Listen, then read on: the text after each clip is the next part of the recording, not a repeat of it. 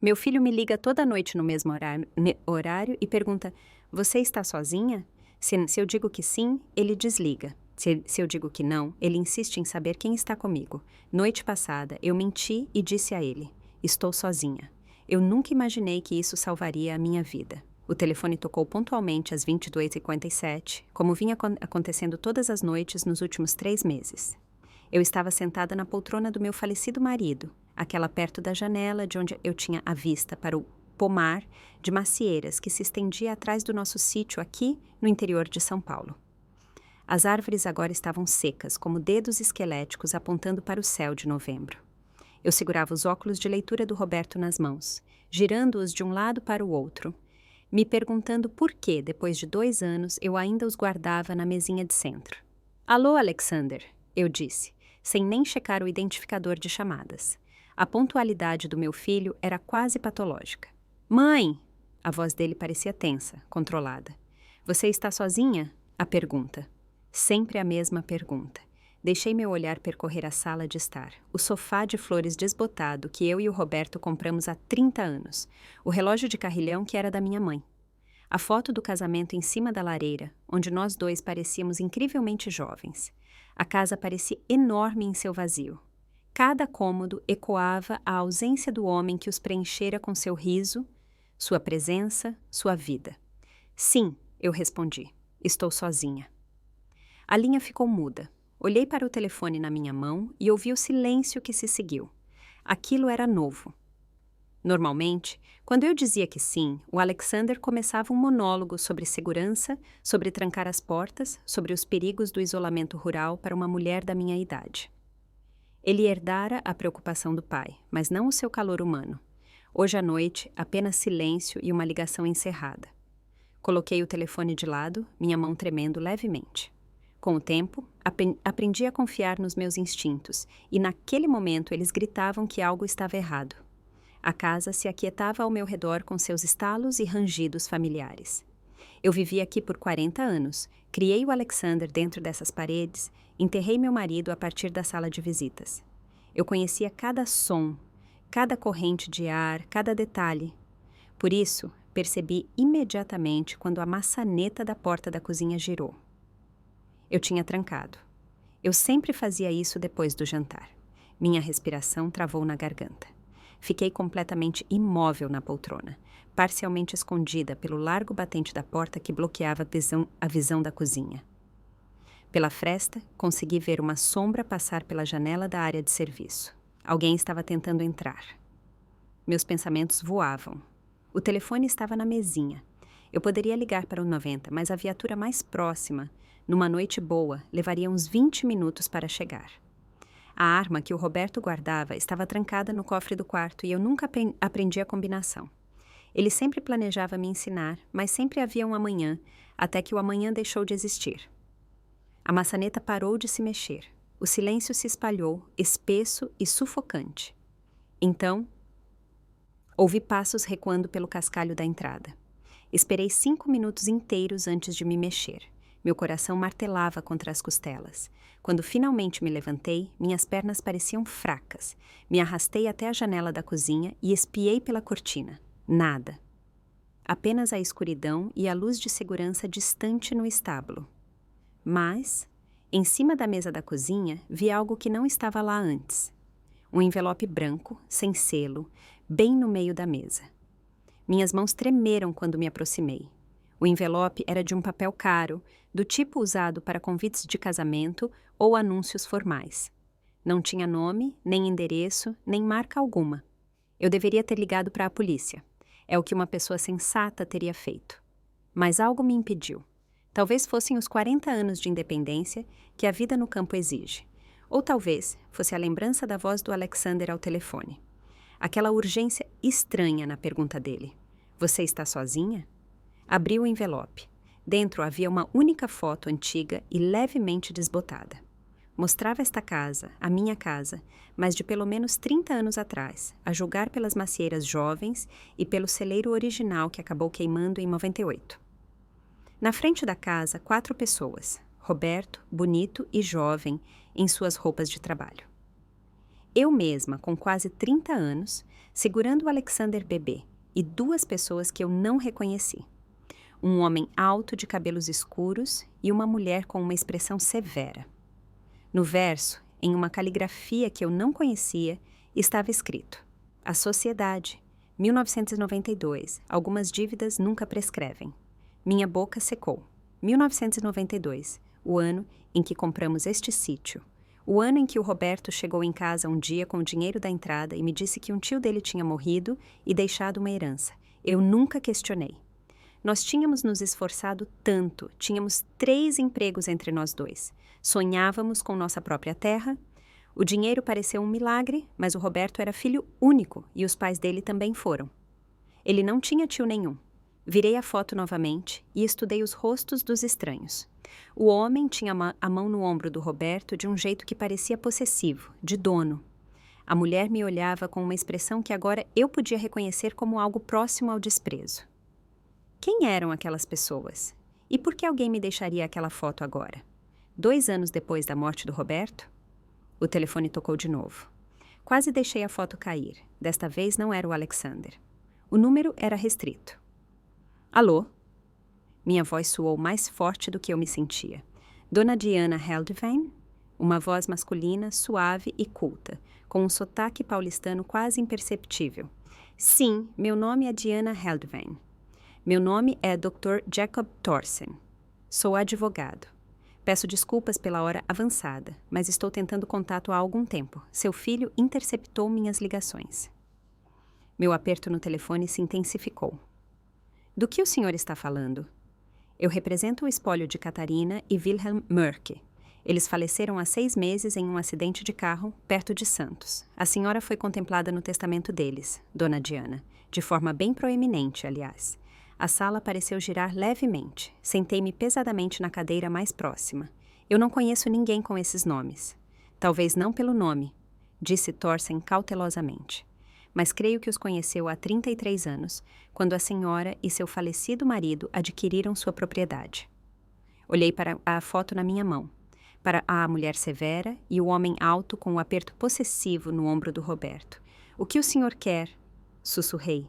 Dona Diana, eles morreram, mas deixaram algo para a senhora, algo que seu filho quer desesperadamente impedir que a senhora receba. Diga-me, ele tem te ligado toda noite perguntando se a senhora está sozinha? Meu sangue gelou.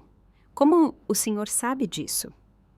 Porque ele esteve no meu escritório 3 vezes tentando obter uma procuração sobre seus assuntos, alegando que a senhora está sofrendo de declínio cognitivo, que não é competente para gerir seus próprios negócios. Ele foi bem insistente. As palavras me atingiram como golpes físicos. Alexander, meu filho, tentando me declarar incapaz. Isso é absurdo, eu disse, mas minha voz tremia. Eu sou perfeitamente capaz. Eu sei disso. Por isso precisei chegar até a senhora diretamente. Dona Diana, os Mörke deixaram um documento, um contrato assinado pelo seu marido em 92 e uma carta que explica tudo. Mas preciso entregar isso pessoalmente. E preciso fazer antes que seu filho perceba que entramos em contato. Que tipo de contrato? Do tipo que faz da senhora uma mulher muito rica e do tipo que explica por que alguém iria querer mantê-la isolada e confusa. Dona Diana, a senhora está realmente sozinha nessa casa? Pensei no envelope sobre a mesa, na pessoa que tentou entrar pela porta. Eu já não sei mais, disse honestamente. Ouça-me com atenção. Não conte a ninguém sobre esta ligação, nem ao seu filho. A ninguém. Estou saindo de São Paulo agora. Consigo chegar aí por volta de 1 da manhã. A senhora consegue ficar acordada? Consegue ficar em segurança?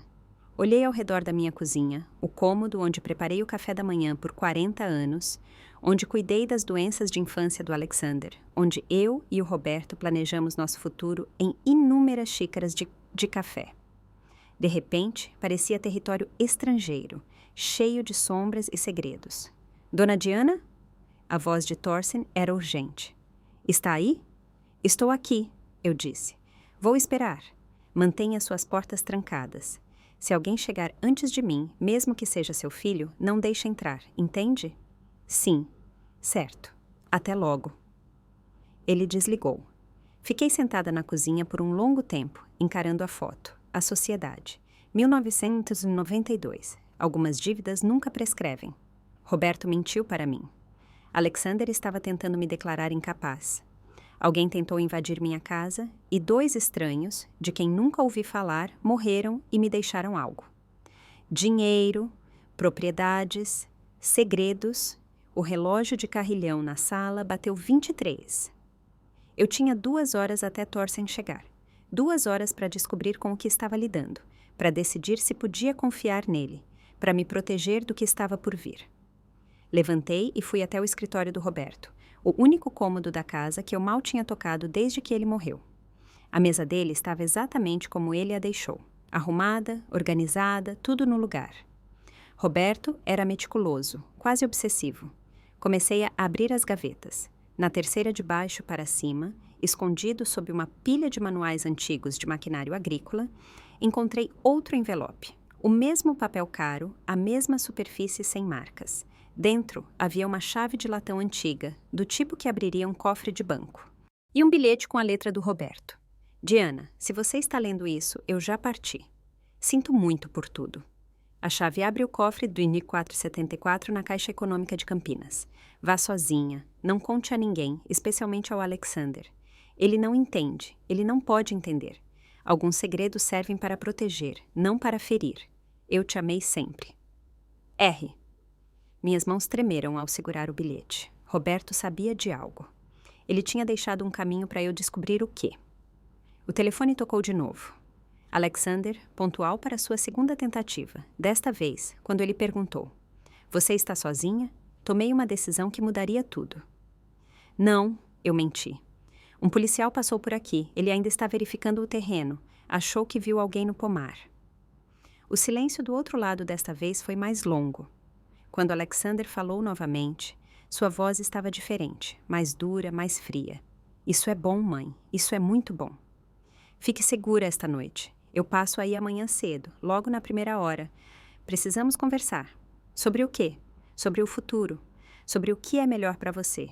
Durma bem, mãe. Ele desligou antes que eu pudesse responder. Olhei para o telefone, para a chave, para a foto. Amanhã cedo, ele disse, e soou como uma ameaça. Mas hoje à noite eu tinha 2 horas. 2 horas para descobrir a verdade. E pela primeira vez em meses, talvez anos, senti algo que não esperava. Senti que estava pronta para lutar. Eu tinha 90 minutos antes de Thorsen chegar. 90 minutos para vasculhar uma casa cheia de 40 anos de vida acumulada em busca de respostas que meu marido tinha escondido de propósito. Comecei pelo escritório do Roberto, trabalhando metodicamente por cada gaveta, cada pasta de arquivos, cada livro nas estantes. Documentos agrícolas, declarações de imposto, notas fiscais de equipamentos, tudo estava meticulosamente organizado e parecia completamente comum. Comum demais. Roberto tinha me escondido algo, o que significava que ele era bom nisso. Chequei o relógio. 23h30. A casa agora parecia diferente, carregada de segredos. Cada sombra parecia mais escura, cada estalo mais sinistro. Na gaveta de arquivos, encontrei a nossa escritura de propriedade. Eu nunca tinha lido de verdade antes. Roberto cuidava de toda a burocracia. Agora, ao estudá-la sob a luz do abajur, vi algo que fez meu estômago dar um nó. O sítio não tinha sido comprado diretamente em 1992. Tinha sido transferido.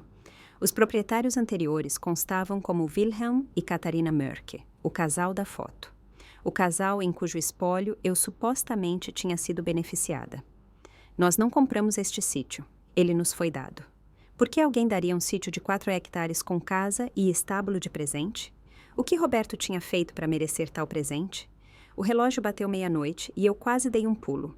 Recompõe-se, Diana, eu disse a mim mesma. Você sobreviveu ao câncer do Roberto.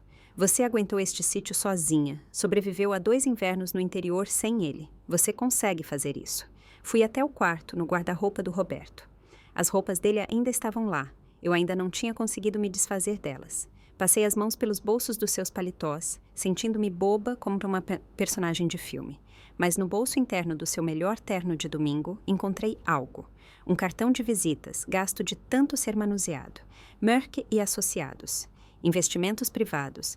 Wilhelm Mörke, sócio sênior. Um endereço em São Paulo. Um número de telefone que não funcionava mais. Investimentos privados. As palavras na foto ecoaram na minha mente. Sentei na beira da cama e tentei juntar as peças. Roberto tinha trabalhado para Wilhelm Merck de alguma forma. Eles tinham investido juntos em algo, e de algum jeito o Roberto saiu com este sítio. Faróis varreram a parede do quarto. Congelei. Eram apenas 00:15. Cedo demais para Thorsen.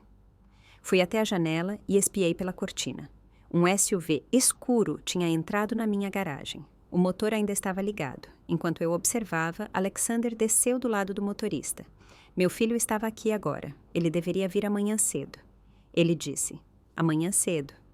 A menos que estivesse mentindo. A menos que ele nunca tivesse pretendido esperar. Eu o vi caminhar até a porta da frente, seus movimentos decididos, confiantes. Ele tinha a chave. Claro que tinha a chave. Eu dei uma para ele anos atrás para emergências. Isso aqui qualificava como uma emergência. Mas não do tipo que eu imaginei quando coloquei aquela chave na mão dele. Ouvi a chave girar na fechadura lá embaixo. Ouvi a porta da frente ser aberta. Mãe! Gritou Alexander, sua voz ecoando pela casa. Mãe, eu sei que você está aí. Seu carro está na garagem. Eu não respondi. Meus pensamentos voavam. O advogado tinha dito para eu não deixar ninguém entrar, nem mesmo o Alexander. Especialmente o Alexander. Mãe, eu falei com o delegado Januário. Não enviaram nenhum policial para cá hoje à noite. Você mentiu para mim. Os passos dele se moviam pelo térreo. Eu conseguia seguir seu progresso. Sala, cozinha, sala de jantar. Ele estava procurando metodicamente, exatamente como eu. Estou tentando te ajudar, ele gritou. Você está confusa. O advogado que te ligou, Jacob Thorsen, ele não é quem diz ser. Ele está tentando te dar um golpe, se aproveitar do seu luto. Pressionei minhas costas contra a parede do quarto e mal respirava. Ele estava agora no pé da escada. Mãe, por favor, estou preocupado com você. Esses pensamentos paranoicos, a mentira, são sinais. O papai ia querer que eu cuidasse de você. Não envolva seu pai nisso, pensei com uma fúria súbita e intensa. Não se atreva a usá-lo como justificativa. Os passos de Alexander começaram a subir até a escada. Pesados, pausados, não o som de um filho preocupado, mas o som de alguém que já tinha tomado uma decisão. Fui silenciosamente até a porta do quarto e girei a chave. Isso não o deteria por muito tempo se ele realmente quisesse entrar, mas poderia me dar tempo. Mãe! A voz dele agora estava mais aguda, bem na frente da porta. Ele tentou girar a maçaneta. Por que está trancada? Você está aí dentro? Eu estou bem, Alexander. Vá para casa. Volte amanhã, como você disse. Abra a porta. Não. O silêncio que se seguiu foi pior do que a raiva dele teria sido. Quando ele falou novamente, sua voz tinha mudado. Mais suave, manipuladora. Eu reconhecia esse tom da infância dele, das vezes em que tentava me convencer de que a janela quebrada ou o dinheiro sumido não tinham sido culpa dele. Mãe, eu te amo. Você sabe disso, não sabe? Tudo o que eu faço, faço porque te amo. Mas você não está pensando com clareza. O sítio é demais para você. O isolamento está afetando o seu julgamento. Eu falei com algumas excelentes casas de repouso. Eu tenho 63 anos e ainda consigo superar homens com metade da minha idade no trabalho. Não preciso de uma casa de repouso. Você tem delírios paranoicos. Mentiu sobre um policial estar aqui. Recusa-se a abrir a porta do quarto para o seu próprio filho. Essas não são as ações de alguém que está bem. Ouvi um novo som pela porta. Papel rascunhando. Isso é interessante, disse Alexander. Sua voz ganhou uma nova agressividade. Uma chave e um bilhete do papai sobre um cofre em Campinas. Cofre 2474. Não conte a ninguém, especialmente ao Alexander. Ele riu, mas não havia humor naquilo. Bom, isso é bem claro, não é? Você achou isso hoje à noite, mãe? É sobre isso? Meu coração afundou. Eu tinha deixado o bilhete na mesa do Roberto quando comecei a busca no quarto. Isso é privado, eu disse. Privado? Mãe? O papai está morto há 2 anos. O que quer que ele tenha escondido, é hora de trazer à luz. Para o seu próprio bem, devolva-me o bilhete. Acho que não. Na verdade, acho que você e eu vamos juntos para Campinas amanhã cedo. Vamos abrir esse cofre e ver com o que o papai estava tão preocupado. E então teremos uma conversa séria sobre o seu futuro. Eu não vou a lugar nenhum com você. Vai sim, disse Alexander, e sua voz tinha ficado fria e monótona. Você vai. Porque se não for, eu vou ao tribunal amanhã à tarde, junto com 3 médicos que revisaram minha documentação sobre o seu estado mental em declínio. Até amanhã à noite eu terei a curatela provisória e você não terá mais escolha sobre nada. As palavras me atingiram como água gelada. Ele tinha planejado isso, as ligações noturnas, as perguntas se eu estava sozinha. Ele estava montando um caso, documentando o que chamaria de prova de isolamento e paranoia. Você não pode fazer isso, eu disse, mas minha voz tremeu. Eu posso e eu fiz. A única questão é se você vai facilitar ou dificultar as coisas. Abra a porta, mãe, vamos conversar como adultos. Olhei para o relógio no criado mudo. 00:35. Thorsen chegaria em minutos, no máximo. Eu conseguiria segurar o Alexander por tanto tempo? Preciso de 1 minuto, eu disse. Deixe-me me vestir. Estou de camisola. Você tem 2 minutos. Os passos dele se afastaram levemente, mas eu sentia que ele ainda estava ali na porta. Fui até a janela. O quarto era no 1º andar, mas lá embaixo havia uma treliça, antiga e provavelmente podre. Mas ela segurou as roseiras do Roberto por 20 anos. Será que me aguentaria? Eu tinha escolha? Abri a janela o mais silenciosamente possível, estremecendo a cada pequeno som. O ar frio de novembro entrou, cortante. Olhei para baixo. A treliça parecia ainda mais frágil daquele ângulo. O tempo acabou, mãe. A maçaneta sacudiu. Passei a perna pelo parapeito da janela. Mãe? A voz do Alexander se elevou. O que você está fazendo? Você está... A porta estourou exatamente quando eu me deixava descer pela treliça. Ouvi o Alexander praguejar, ouvi-o correr para a janela. Mãe, para! Você vai se machucar! Mas eu já estava descendo. Minhas mãos achavam apoio instintivamente. Meu corpo lembrava, apesar dos anos, como se mover. A treliça rangeu e gemeu, mas aguentou. Meus pés tocaram o chão exatamente quando a parte de cima da treliça se soltou da casa com um estalo como um tiro. Tropecei para trás e caí sentada na terra gelada. Acima de mim, Alexander se debruçou na janela. Mãe, você ficou louca? Fiquei de pé, meu quadril doía, mas estava funcional e não corri para a garagem. O Alexander me alcançaria com o SUV. Em vez disso, corri para o pomar, para a escuridão entre as árvores secas. Mãe! Alexander agora estava no telefone. Eu conseguia ouvir a voz dele carregada pela noite. Sim, sou eu. Ela está fugindo, achou o bilhete do cofre. Precisamos adiantar o cronograma. Continuei correndo. Minha respiração vinha em golfadas curtas. Galhos se prendiam na minha roupa. Com quem ele estava falando? Quem mais estava envolvido nisso? Cheguei ao velho galpão de ferramentas no limite do pomar e me enfiei lá dentro, me pressionando contra a parede. Pelas frestas nas tábuas, conseguia ver as luzes da casa, conseguia ver a silhueta do Alexander se movendo pelos cômodos. Meu telefone. Eu tinha deixado meu telefone na casa. Eu estava sozinha na escuridão, de camisola e chinelos, enquanto meu filho me caçava na minha própria propriedade. O absurdo daquilo teria sido engraçado se não fosse tão aterrorizante. Um novo par de faróis entrou na garagem. Por um momento selvagem, esperei que fosse o Thorsen chegando cedo. Mas era um sedã, e vi uma mulher descer. Alta, elegante, casaco caro. Rizia, a esposa do Alexander. Ela caminhou para a casa como se fosse a dona do lugar, e o Alexander a encontrou na porta. Eles falavam baixo, então eu não conseguia ouvir, mas a linguagem corporal era clara. Estavam traçando estratégias, planejando. Rizia nunca gostou de mim. Ela deixou isso claro no momento em que o Alexander a trouxe para casa, há 8 anos. Ela achava o sítio pitoresco e sujo, achava meu estilo de vida inculto. Mas eu nunca imaginei que ela ajudaria o Alexander no que quer que fosse aquilo, a menos que ela fosse quem o estivesse empurrando. Tremi no galpão frio e vi meu filho e minha nora me caçarem. O sítio, que por 40 anos foi meu refúgio, tinha se tornado uma armadilha. Outro par de faróis. Desta vez, um Mercedes prateado. Caro, fora de lugar. Dr. Jacob Thorsen. Ele desceu segurando uma maleta de couro.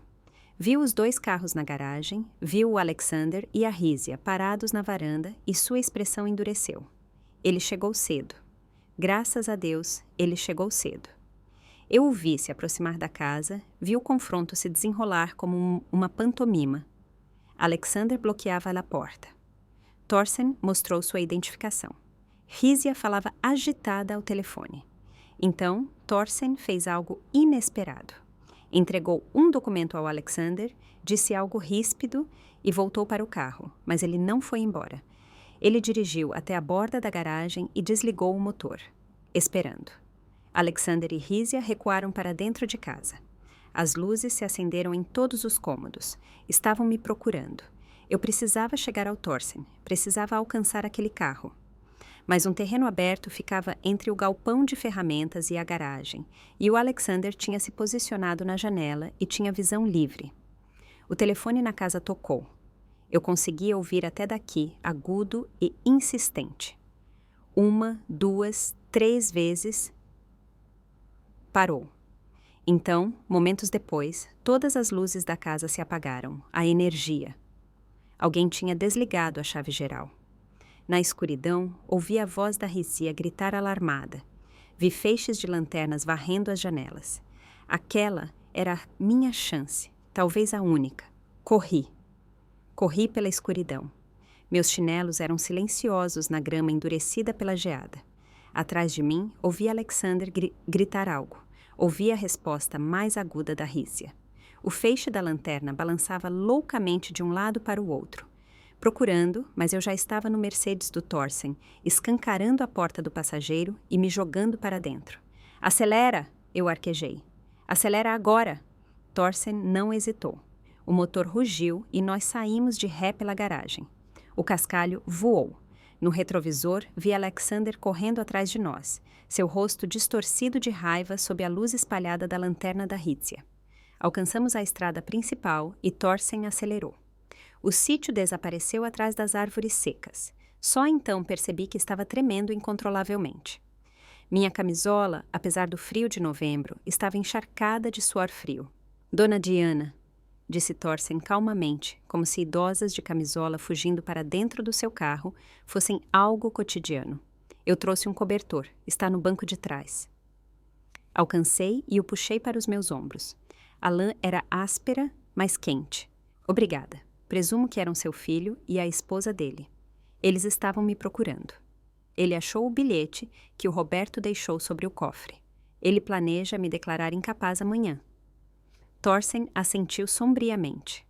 Ele ligou para o meu escritório hoje à tarde, ameaçou com medidas legais se eu a contatasse, disse que a senhora estava vulnerável a fraudes devido à capacidade mental reduzida. Ele olhou para mim. A senhora acabou de pular de uma janela do primeiro andar e fugir de 2 pessoas 30 anos mais novas. Eu diria que sua capacidade está ótima. Apesar de tudo, quase sorri. Para onde estamos indo? Para algum lugar seguro. Algum lugar onde possamos conversar. Ele puxou o telefone e me entregou. Primeiro, ligue para a polícia. Comunique uma invasão. Seu filho entrou na sua casa sem ser convidado e a senhora se sentiu ameaçada. É a verdade, não é? Ele tem a chave. Eu dei para ele. A senhora permitiu que ele a usasse hoje à noite para trancá-la no seu quarto? Para caçá-la na sua propriedade? Peguei o telefone. Não? Então é, no mínimo, violação de domicílio. Ligue. Minhas mãos ainda tremiam enquanto eu discava. O delegado Januário atendeu no 3º toque. A voz dele parecia sonolenta. Expliquei o que tinha te acontecido. Uma versão cuidadosamente editada, que se prendia aos fatos sem mencionar advogados, cofres ou sociedades misteriosas de 92. Quer que eu mande alguém? Perguntou Januário. Não, agora estou em segurança. Estou com um amigo, mas queria que ficasse documentado, caso haja mais problemas. O Alexander está te dando dor de cabeça. Eu sei, vocês 2 tiveram suas diferenças desde que o Roberto morreu. Tivemos? Eu achava que estávamos bem. Talvez distantes, mas bem. O quanto eu tinha perdido. Mergulhada no meu próprio luto. Só documente, por favor, delegado. Vou passar aí amanhã para prestar um depoimento formal. Depois que desliguei, Thorsen dirigiu vários minutos em silêncio. Íamos em direção a Campinas. As luzes das pequenas cidades passavam voando. Finalmente, ele entrou no estacionamento de uma lanchonete 24 horas, um daqueles lugares de cromo e neon que pareciam congelados no tempo. Café, disse ele. e uma conversa lá dentro, onde há testemunhas e câmeras. Inteligente. Comecei a confiar no julgamento deste homem. A lanchonete estava quase vazia, apenas um caminhoneiro no balcão e uma garçonete que parecia cansada demais para se importar com uma mulher de camisola coberta por um cobertor. Nos sentamos em um reservado de canto e Thorsen pediu café para nós dois. Quando a garçonete saiu, ele abriu a maleta e puxou uma pasta grossa. Antes de lhe mostrar estes documentos, disse ele, preciso explicar algo. Wilhelm e Katharina Mörk morreram há 6 meses. O carro deles caiu de uma ponte durante uma tempestade perto de Santos. A polícia classificou como acidente. Ele fez uma pausa. Eu não estou convencido de que foi isso. Minha xícara de café congelou a caminho dos meus lábios. O senhor acha que eles foram assassinados. Acho que eles sabiam de algo perigoso, e acho que seu marido também sabia. Ele empurrou um documento sobre a mesa. Este é o depoimento de Wilhelm Mörk para mim, gravado 2 semanas antes de sua morte. Ele sabia que estava em perigo. Queria garantir que certas informações chegassem à senhora, caso algo acontecesse com ele. Peguei o documento com mãos trêmulas. Era uma transcrição datilografada, com aparência legal e oficial, mas as palavras eram tudo menos formais. Meu nome é Wilhelm Mörk. Tenho 78 anos e estou em pleno gozo de minhas faculdades mentais. Este depoimento é feito voluntariamente e testemunhado pelo Dr. Jacob Thorsen, advogado. Em 1992, eu era sócio sênior em uma empresa de investimentos privados. Nos especializávamos em capital de risco, mas também realizávamos certas transações irregulares. Transações que envolviam dinheiro de fontes que queriam permanecer anônimas. Roberto Heldwein trabalhava para mim como contador. Ele era brilhante com números, meticuloso, confiável, pelo menos era o que eu pensava. Na primavera de 92, Roberto descobriu que eu estava lavando dinheiro para uma organização criminosa, 3 milhões de dólares ao longo de 2 anos, passados por investimentos legítimos. Ele veio a mim com as provas. Eu esperava que ele fosse à polícia. Em vez disso, ele me fez uma proposta. Ele queria sair. Queria desaparecer com sua esposa e filho para começar uma vida legítima em outro lugar, longe de São Paulo. Em troca do seu silêncio, eu lhe daria meu sítio no interior, a propriedade onde minha esposa e eu planejávamos nos aposentar, e dinheiro suficiente para mantê-lo nos primeiros 5 anos. Ele levaria as provas com ele, escondidas em um lugar seguro como uma garantia. Eu não tive escolha. Aceitei. Roberto Heldwein era um homem honesto que foi forçado a uma situação desonesta porque queria proteger sua família. Ele não sabia, não podia saber, que as pessoas com quem eu lidava não esquecem, não perdoam. Eu passei 33 anos olhando por cima do ombro. Katharina também, e agora eles nos encontraram. Eu sei disso, consigo sentir. Se você está lendo isso, Diana, eu estou morto. E o Roberto já está morto. Isso não é coincidência. As provas que o Roberto levou, registros financeiros, gravações, nomes, ainda estão por aí.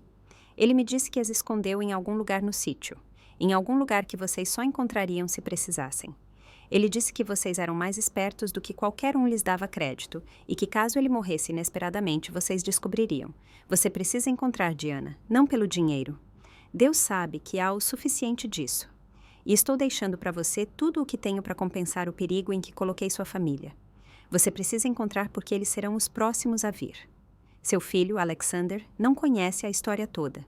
Ele conhece apenas fragmentos, o suficiente para torná-lo perigoso, não o suficiente para mantê-lo em segurança. Alguém chegou até ele anos atrás, passou informações para ele, lentamente o instigou contra você.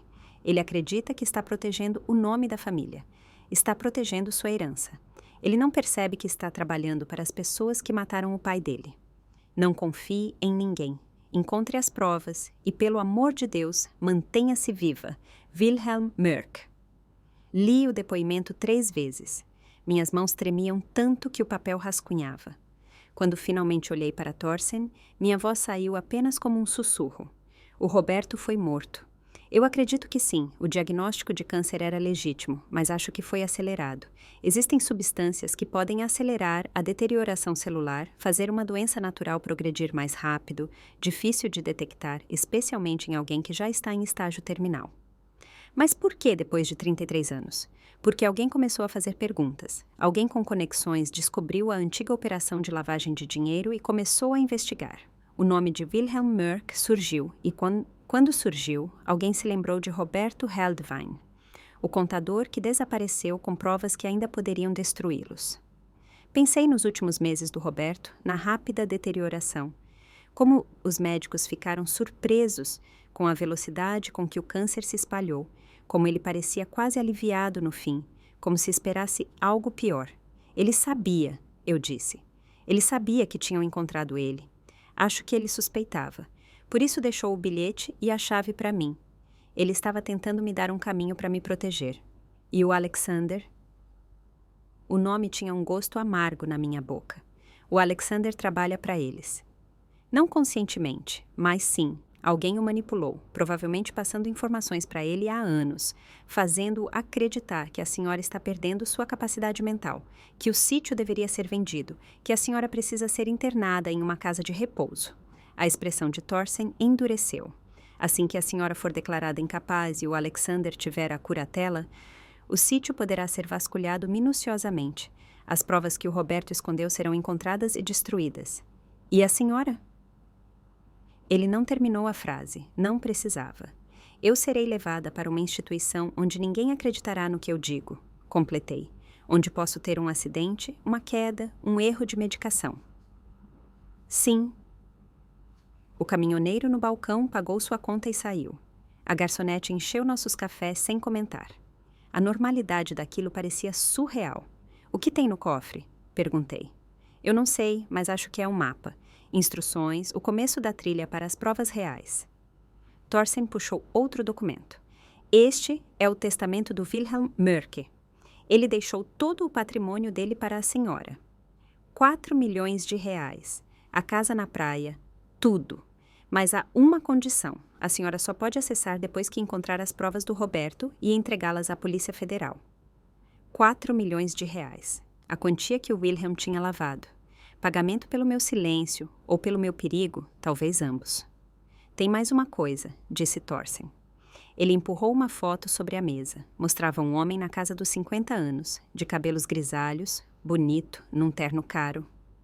Reconhece este homem? Estudei a foto. Algo nos olhos parecia familiar, mas eu não conseguia identificar. Não, deveria? O nome dele é Jens Carben. Ele era o sócio de Wilhelm Merck na operação de lavagem de dinheiro. Ele agora é um empresário de muito sucesso. Legítimo, pelo menos aparentemente. É dono de uma rede de empresas de suprimentos médicos, faz parte de vários conselhos, é muito respeitado.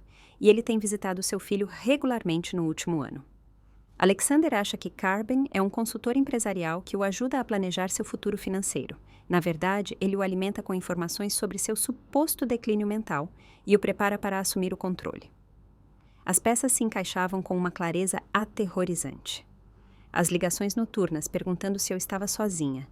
A insistência crescente do Alexander de que o sítio era demais para mim, seu súbito interesse pela minha saúde, suas sugestões sobre casas de repouso agradáveis para idosos.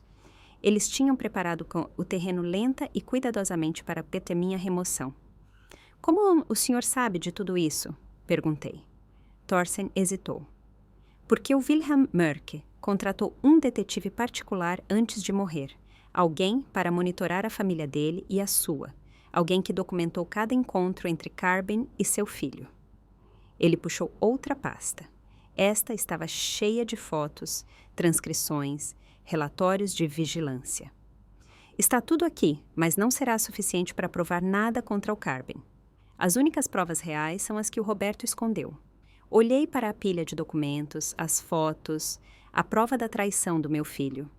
Meu Alexander, que eu criei, que eu amei, que sentou na cama do Roberto e chorou quando o pai morreu.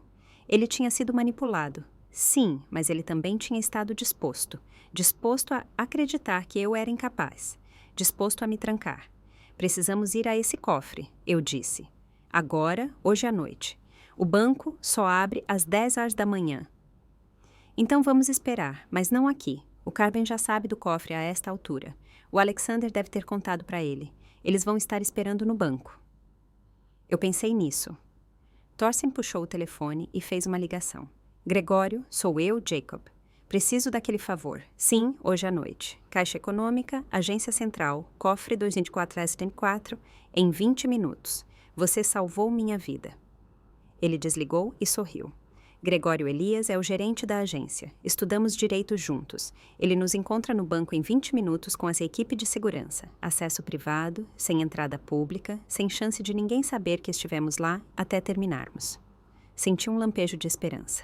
Podemos confiar nele? Com a minha vida e agora com a sua. Deixamos dinheiro na mesa e voltamos para o carro.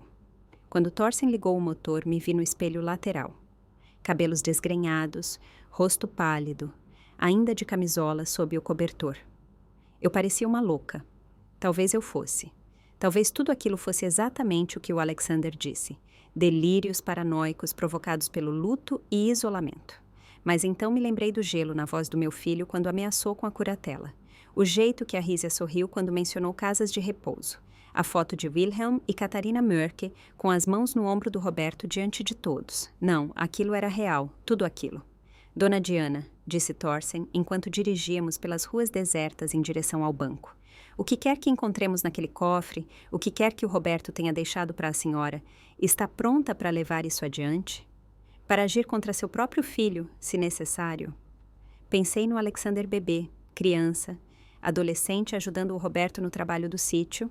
Pensei no homem que ele se tornou, o homem disposto a trancar a própria mãe para conseguir o que queria. Ele parou de ser meu filho no momento em que decidiu que eu era um obstáculo, em vez de uma pessoa. Eu disse. Então sim, estou pronta. O banco surgiu diante de nós, escuro e imponente. Um único carro estava estacionado na entrada lateral. Gregório Elias estava esperando, como prometido. Estávamos prestes a abrir o último segredo do Roberto. E o que quer que encontrássemos lá dentro iria me salvar ou me destruir. De qualquer forma, não havia mais volta agora. Gregório Elias era mais jovem do que eu esperava. Talvez uns 45 anos, de óculos de armação fina e aquele tipo de expressão cansada de quem foi acordado à 1 da manhã. Mas o aperto de mão dele era firme e seus olhos eram aguçados enquanto me avaliava. Camisola, cobertor e tudo. O Jacob me disse que a senhora está com problemas, disse ele simplesmente. Isso é modo de dizer, respondi. Ele assentiu e destrancou a entrada lateral. A equipe de segurança está aqui, mas vocês ficarão na sala de monitoramento. Não haverá registro deste acesso nos arquivos regulares. No que depender de qualquer um, vocês nunca estiveram aqui. Nós o seguimos pelos corredores mal iluminados até a sala do cofre. O banco à noite parecia diferente, mais um mausoléu do que um lugar de negócios. Nossos passos ecoavam no piso de mármore. Elias usou 2 chaves e um código para abrir a porta do cofre principal. Lá dentro, fileiras de cofres de aluguel revestiam as paredes. Cada um guardava os segredos de alguém. O cofre do 474 ficava na fileira do meio, na altura dos olhos. Preciso da sua chave e do seu documento, disse Elias para mim. Entreguei a ele a chave de latão que o Roberto me deixou.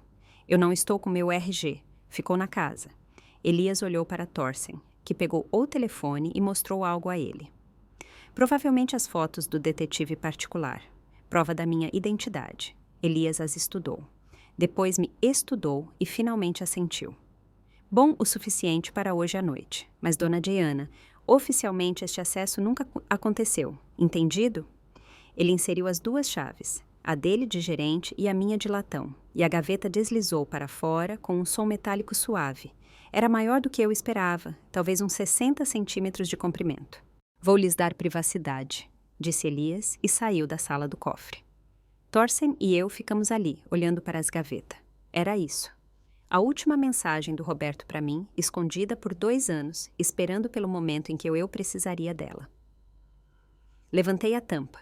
Dentro havia 3 itens. Um pendrive, uma carta com a letra do Roberto e um pequeno diário de couro. Minhas mãos tremiam quando peguei a carta. O envelope estava endereçado de forma simples. Diana. Abri. Minha querida Diana, se você está lendo isso, eu já parti e você acabou em perigo. Sinto muito. Cada decisão que tomei para proteger você e o Alexander. Mas vejo agora que algumas decisões apenas adiam o inevitável. Em 92, descobri que meu patrão, Wilhelm Mörke, lavava dinheiro para uma organização criminosa liderada por Jens Carbon. 3 milhões de dólares em 2 anos. Eu tinha todas as provas. Registros financeiros, conversas gravadas, tudo o que era necessário para colocar os dois na cadeia por 20 anos. Eu deveria ter ido à polícia. É o que um homem honesto teria feito. Mas pensei em você, no Alexander bebê, no apartamento apertado e nos 3 empregos entre nós, e em como você sempre parecia cansada. E pensei neste sítio que tínhamos visitado, aquele pelo qual você se apaixonou, com o pomar de macieiras e a vista para o pôr do sol. Então, fiz um pacto com o diabo. Troquei meu silêncio por este sítio, pelo nosso futuro. Merck concordou porque não teve escolha. Carbon nunca soube. Merck guardou este segredo para nos proteger, a ele e a mim. Mas Merck me alertou. Se Carbon algum dia descobrisse, se qualquer pessoa descobrisse o que eu fiz, estaríamos todos mortos. Durante anos, escondi as provas. O pendrive contém tudo: registros financeiros, áudios, correntes de e-mail, o suficiente para destruir Carbon e qualquer um ligado a ele. O diário contém minha própria documentação, a história de como descobri tudo, minha apólice de seguro escrita de próprio punho. Eu enterrei os originais, Diana. Enterrei na nossa terra, onde apenas alguém que realmente conhece a propriedade procuraria. O pendrive é uma cópia, mas será suficiente para interessar a Polícia Federal. O diário lhe dirá onde cavar. Mas há algo mais que você precisa saber. Algo que vai te machucar, e é por isso que sinto muito. O Alexander conhece fragmentos desta história. Não tudo, mas o suficiente para ser perigoso. Há 10 anos, ele encontrou alguns documentos antigos no estábulo, papéis que eu achei que tinha destruído. Ele me confrontou, exigiu saber a verdade sobre o sítio, sobre de onde veio o nosso dinheiro. Eu contei a ele uma versão da verdade. Contei que uma vez trabalhei para criminosos, que os roubei para comprar o sítio, que perderíamos tudo se alguém descobrisse. Fiz com que ele prometesse guardar o segredo, proteger a família. Achei que estivesse protegendo ele ao contar. Em vez disso, dei a ele uma arma que ele poderia usar contra nós dois, porque o Alexander não viu as coisas como eu pretendia. Ele viu um pai que era um ladrão, que construiu toda a vida sobre mentiras. Viu um sítio que era propriedade roubada e que poderia ser tirado a qualquer momento. E creio que, Deus me ajude, isso o envergonhou. Ele mudou depois dessa conversa, ficou distante, casou-se com a Rizia 6 meses depois. Ela é agressiva em suas ambições e o Alexander, em sua vergonha e medo, tornou-se fácil de manipular. Ele quer ser o herói que conserta meus erros, mesmo que tenha que destruir você para fazer isso. Diana, os originais estão sob a grande macieira, no centro do pomar, 1,5 metros de profundidade. Carbon virá atrás deles. Alexander virá atrás deles.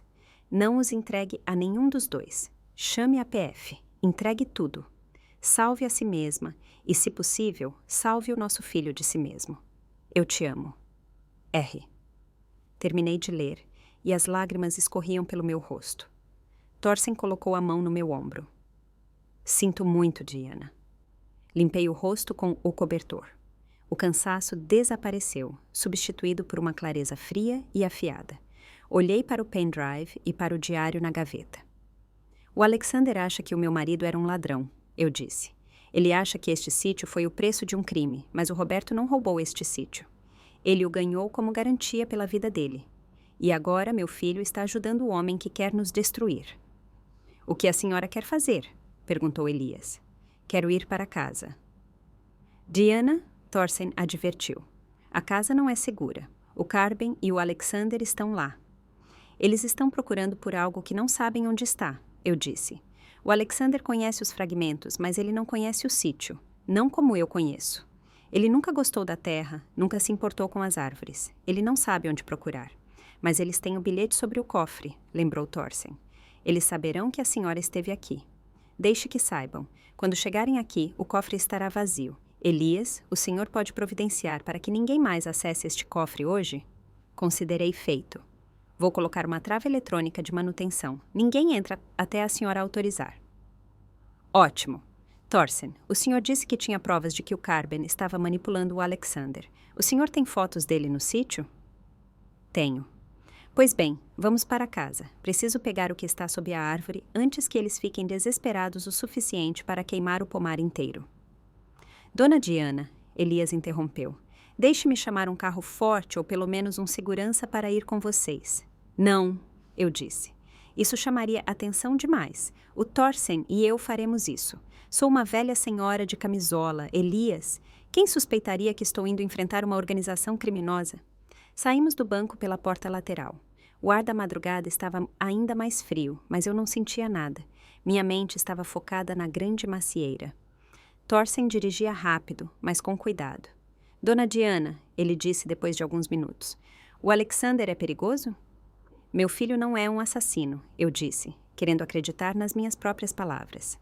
Mas ele está com medo, e o medo faz as pessoas agirem de forma imprevisível.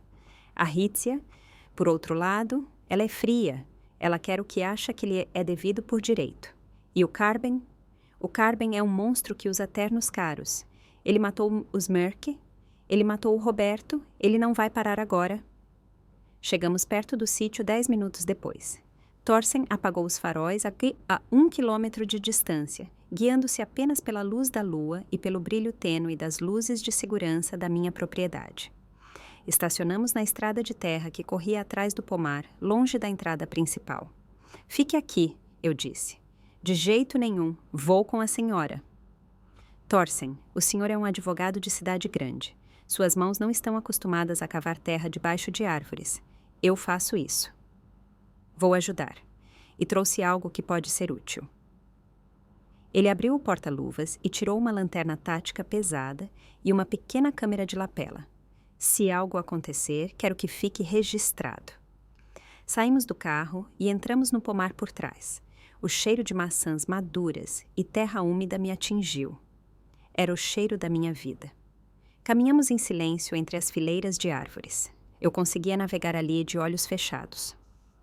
Sabia onde cada galho baixo estava, onde o terreno subia levemente. Chegamos à grande macieira. Ela ficava no coração do pomar, um gigante nodoso que o Roberto e eu plantamos no nosso primeiro ano aqui. Suas raízes iam fundo na terra de São Paulo, assim como nossos segredos. Aqui, sussurrei. Thorsen entregou uma pequena pá de jardinagem dobrável que ele tinha no porta-malas. 1,5 metros parece muito para uma pá dessas.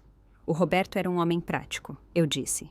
Ele não enterraria algo tão fundo que não pudesse ser recuperado rapidamente se ele estivesse com pressa. O 1,5 metros no bilhete devia ser um código ou um exagero para desencorajar o Alexander se ele achasse o bilhete. Comecei a cavar na base da árvore, entre duas raízes enormes que formavam uma espécie de V. A terra estava macia ali, como se tivesse sido mexida há não muito tempo. Roberto devia ter vindo aqui nos seus últimos meses. Depois de apenas 30 centímetros, minha pá atingiu algo metálico. Um barulho seco. Achei. Era uma caixa de munição de metal, vedada para ser à prova d'água. Puxei-a da terra, pesada e fria. Dona Diana.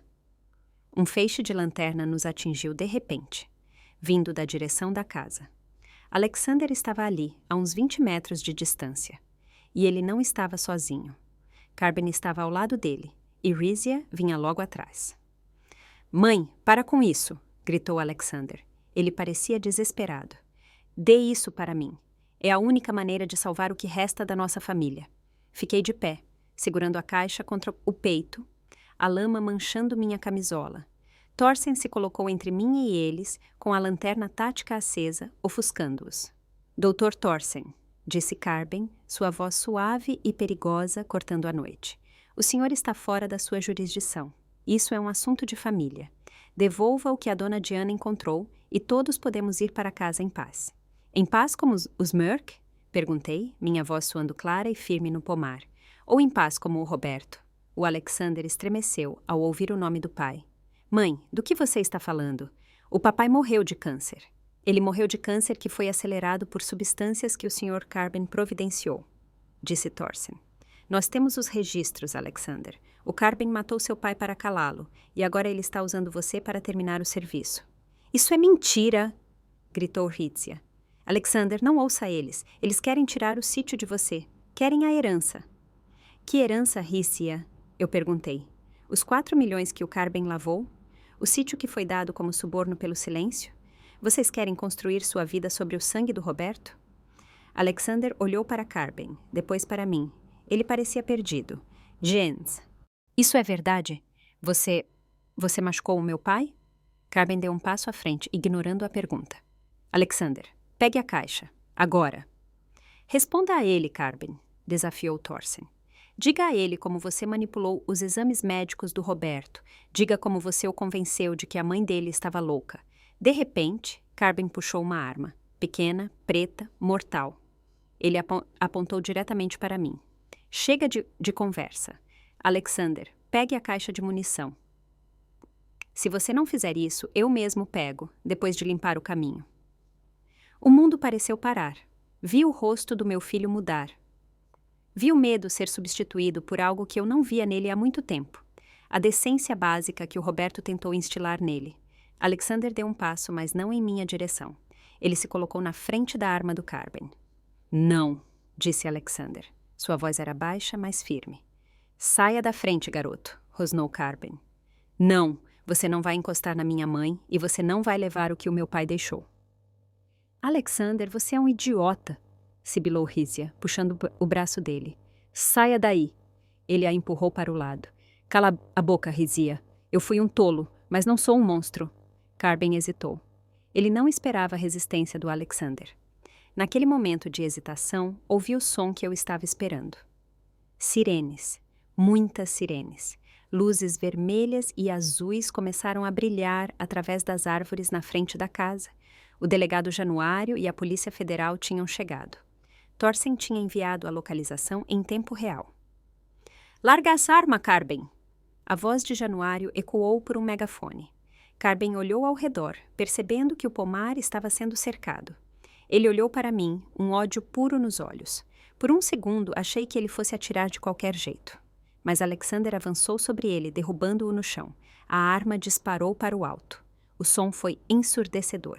Policiais correram para dentro do pomar. Vi o Carben ser algemado na lama. Vi a Rízia tentando fugir e ser capturada perto das macieiras jovens. E vi o Alexander sentado no chão, soluçando, com o rosto escondido nas mãos. Caminhei até ele, ainda segurando a caixa de munição. Meus pés descalços sentiam a terra fria, mas eu não me importava. Alexander, eu disse baixinho. Ele olhou para cima, os olhos cheios de vergonha. Mãe, eu sinto muito. Eu fui tão estúpido. Eu queria acreditar que ele era meu amigo, que ele ia me ajudar a ser alguém. Você escolheu o lado certo no fim, eu disse, colocando a mão na cabeça dele. Isso é o que importa agora.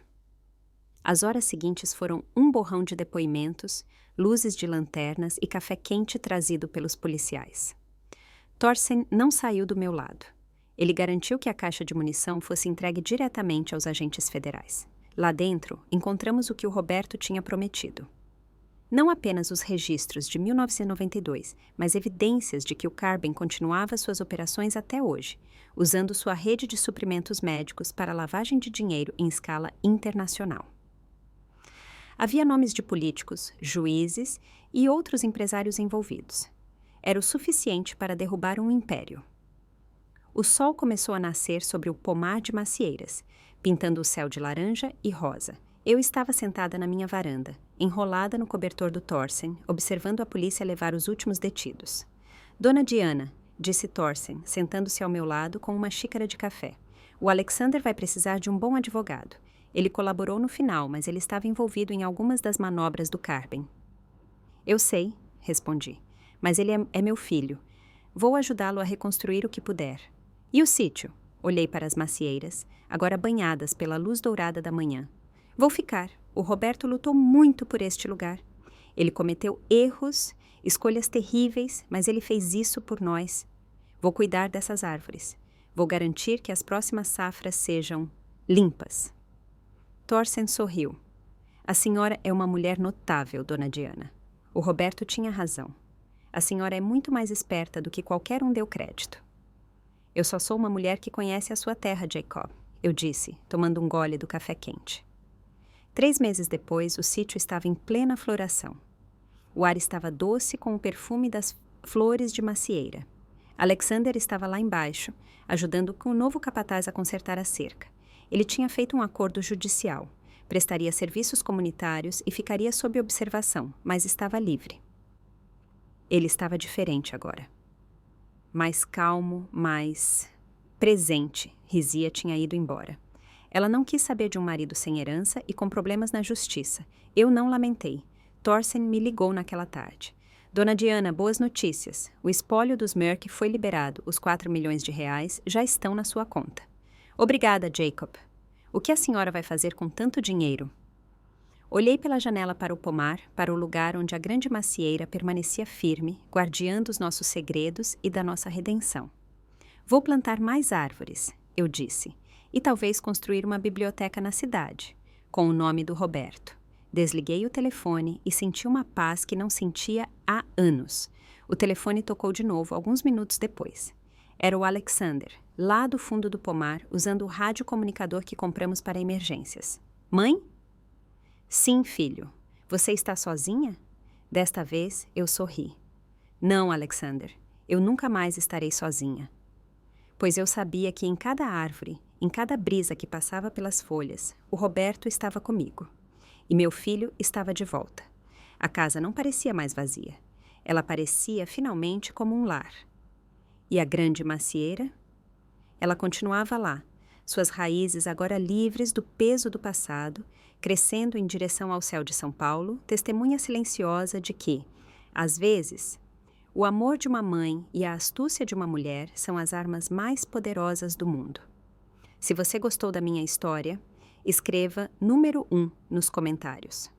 Sua interação ajuda muito para que mais pessoas conheçam contos de superação como este. Obrigado por me ouvir até o fim.